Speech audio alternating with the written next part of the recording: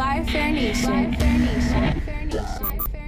Yes, yes, I love it so that we can have some girl time finally. I'm Kay Fox, represent 103.5 The Beat, banging hip-hop and R&B, and I am hanging out with Tameka Raymond. How are you? I'm well. How are you? I'm excellent. And we hung out the other night. Yes. And that was my first time meeting you. Yes. And it was such a pleasure because I think that if people don't ever meet you, they already have a perception about you from what they know about you in the media. And when I met you, you were nothing like that. It's so funny. I don't even know when it started. I don't know. I just became this villainized devil in the media. It's hilarious. I'm like, me? How do you think that was embedded in people's brains, or where did it start? I think it was very strategically done. I think there was people that were manipulating and kind of pushing certain types of stories in the beginning when I was initially dating, my ex.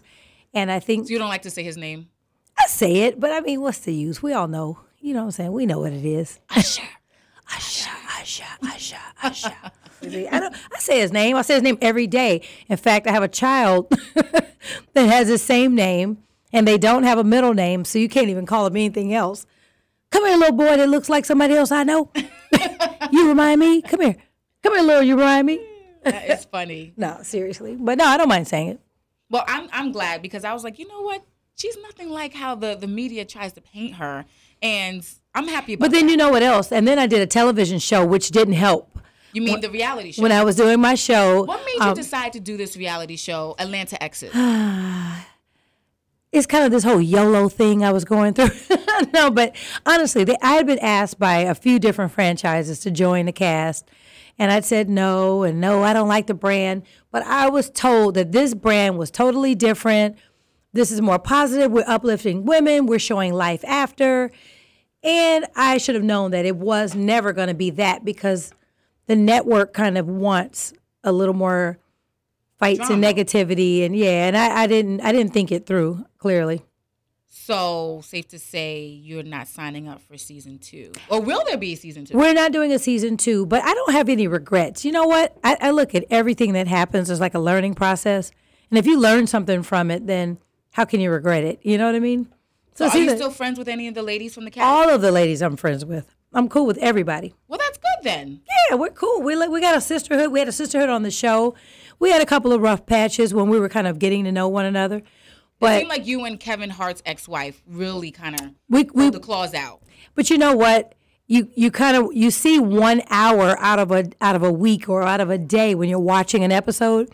So yeah, we got into like growing pains. It was an adjustment for me to hang out with a group of women.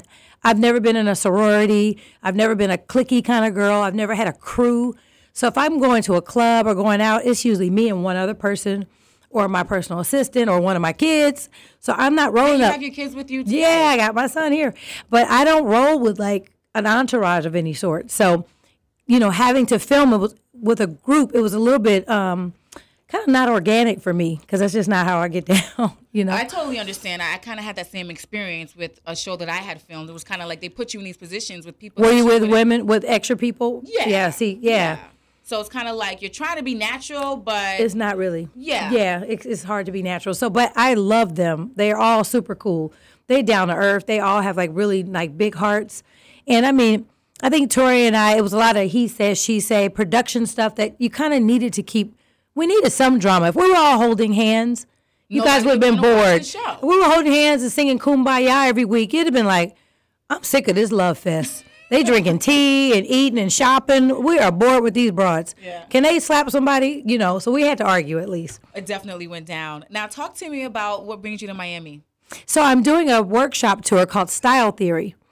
I'm doing a total of 15 cities. Let's rewind, because before you were known as the ex-wife of Usher. That's all I've done. In the reality show, you were a stylist to the stars. Fashion stylist. I styled everybody. Chris Brown. I did Sierra. I did. Love Sierra. Everybody. I mean, anybody you can put. Dr. Dre. I've done pretty much every artist that you see on television. Omarion. I haven't worked with Neo. That's probably one of the only like R&B guys, but everybody, Mary J. Blige, Jay-Z, change clothes and go. That's me. I did a lot of work. Little Lloyd.